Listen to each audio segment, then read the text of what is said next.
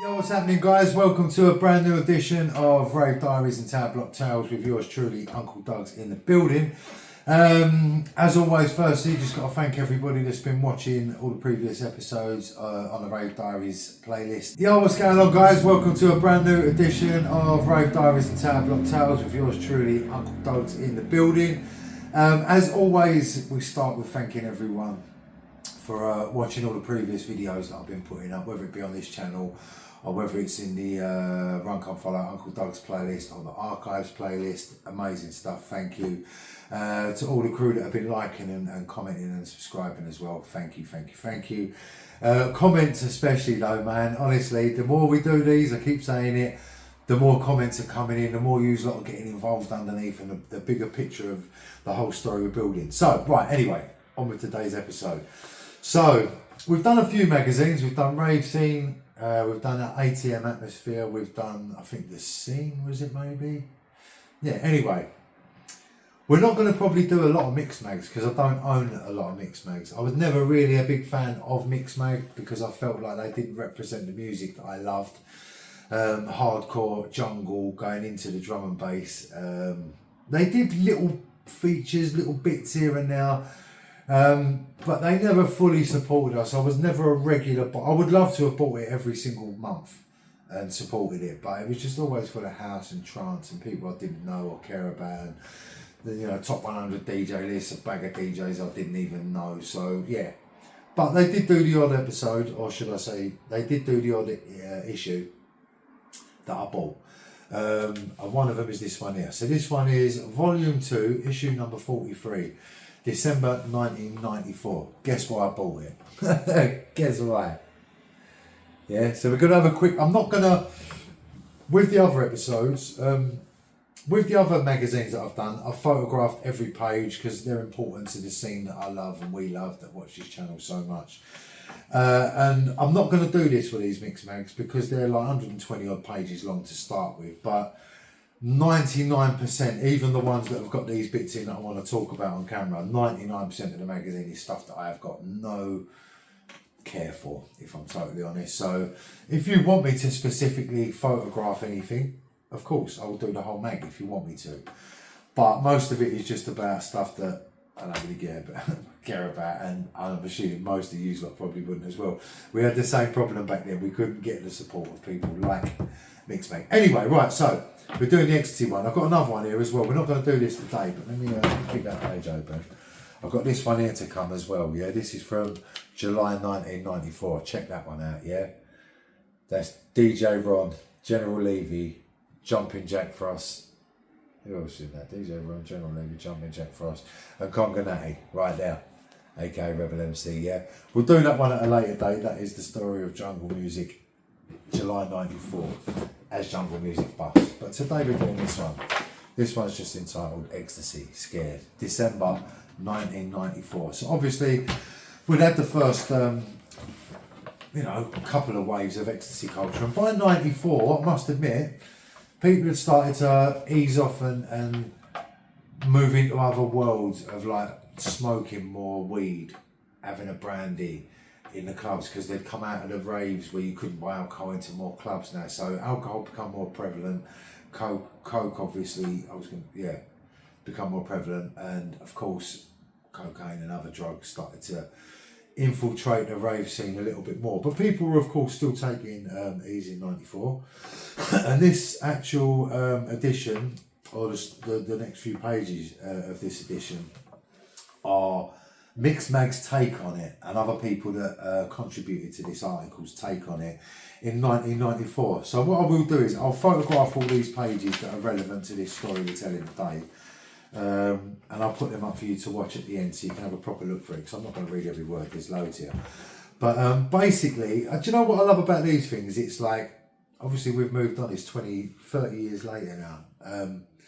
And I would like to think we've learned a lot more. We're a bit more wiser in terms of what we take and how we take it and what we think of it and the long-term effects and all of that we didn't know back then. So these things are always really interesting to see whether they got it right or wrong, for one. And also just people's opinions on stuff, whether it be music or drug culture or fashion or whatever. people have opinions at a moment in time, and then sometimes they age well and sometimes they don't. So like I say, I'll put this up for you guys to read after if you're interested, but I'll just quickly flick through it and browse through it now while I've got it open. So the first thing is, like, obviously it's an introduction. Should you still be taking ecstasy? Yeah, that's the strap line on that one. And it's the first bit says ecstasy, everyone's done it and lots still do it. Everyone knows about the ups, and when it's good you sure are up, and everyone knows about the downs. Come midweek you can sure feel down. Everyone kind of knows the risks, but nobody's quite sure. People have died, but no one is certain how many. Nobody likes breaking the law, but it's better than downing 15 pints of lager and being sick. So here, over the next 10 pages, is everything else we could find out. We tested whether you could drive on it. We had a social psychologist examine someone throughout an evening on it. We looked at who died. We got the National Poisons Unit to analyse ecstasy tablets from around the country. And we even checked out legal Californian herbal E. So, should you still be taking it? That's really up to you, just like it always was. Just know what you're doing. So that's the opening gambit from Mixmag. And the first page says, how high are you? 6 hours on E.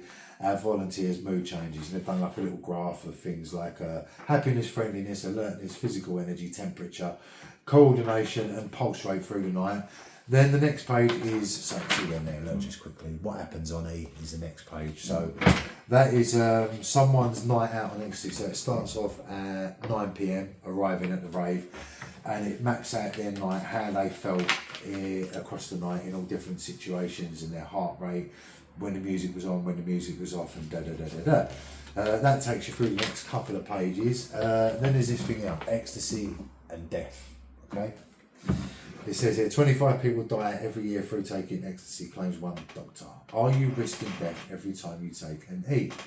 And obviously this is about the risks and fatalities and the positives and the negatives of taking ecstasy. Then there's a bit that says, what's in your E? Now this will be interesting because back in '94, I guarantee you, even the ones that knew a lot about what went into ecstasy back then, we didn't really know what we was talking about. We thought we did, maybe, some of us, but we didn't really. But obviously, over the last 30 years, we all understand a lot more what's in the tablets, what's the good, what's the bad. I mean, like in everything in life, all the whole rave culture, we understand all, from production to how to put on an event to stuff like this. But what will be interesting in this bit here when I put it up for you is to see what was in the E's back then, and what it says here, what the strength was, 0.8 to 1.77.5 milligrams. So it varied dramatically. So I'll put that up for you to read. That tells you from Wolverhampton, Manchester, London, all different tablets that was about at the time, and what they thought of them and what was actually in them. So that's that. And then there's a little thing they've done, a test. Can you drive on drugs? Yeah. And they got 3 people, from my memory, from reading it years ago. I think it was 3, it might be 2. A couple of people anyway, and they took an E and they drove around a course, and they've monitored how they drove. So I'll put that up again for you to read, so you can look through that. And then I do believe that's it. Yeah, that's it. So that's the last bit of it. So that's the section on ecstasy. I'm going to put that up. I think there's a little couple of other bits in here about things that might be appealing to the crowd that I think will watch this. Now, I know a lot of you are going to be in the house and try and all that, but I personally weren't. And I'm not going to spend all the time it takes to take 116 photographs and post them up and add them to the end of the video and all that for stuff that mostly I don't care about, and probably a lot of you don't. So anyway, I'll definitely put that up, and any other bits and bobs that I find through it, like I say, that you care about. Volume 2, issue 43, December '94. It was £1.95 in these days. This was the Christmas Club Guide. On the front it says, what is it doing to you? Can you drive on it? What the hell is in it? Will it kill you? And what about herbal E? So I'll put all the good juicy bits up for you to read out at the end of this video. And then, like I say, the next time we do a Mixmag one, it will be this one here, which is July '94, Volume 2, issue 38. It just says Jungle, Jack Frost, General Levy, Rebel MC, DJ Ron, and more. There's a bit about Prodigy in there as well. Must have been, look, it says Prodigy, Guitar Heroes now, question mark. So that was in their transitional period. So that'll be the next one we do for Mixmag, all right? I'm not going to put none of them up right now. That goes back under there. And that's that. So, another episode done, guys. I'm trying to keep them as varied as I can. But I'm trying to keep them on the theme of rave music, as in rave music, house, acid house, hip house, hardcore, jungle techno, jungle, drum and bass, garage. You know, my personal journey, that's where I'm taking it. Anything of the offshoots, I don't know enough about to talk about, so I'm not going to pretend. So I'm going to keep it authentic to what my journey was, all right? So yeah, thank you guys as always for watching, and hopefully you've enjoyed another episode of Rave, Diaries and Tower Block Tales. If you haven't already, don't forget to subscribe. There's a little button, I think it's down there, a little red button. Click on that and subscribe so you don't miss anything. Tell all your mates that this is what we're doing. There's a load of episodes for you to watch already. Don't forget as well, if you feel like you want to comment or you want to add to these stories, please do. Yeah, I love reading them. I love replying and having conversations. And I'm seeing more and more that like you lot are conversing with each other about shared memories and knowledge that we've got of certain events that happen in our life. So yeah, love you all. Peace and love. Be lucky as always. I'm going to catch you on the next episode. Peace.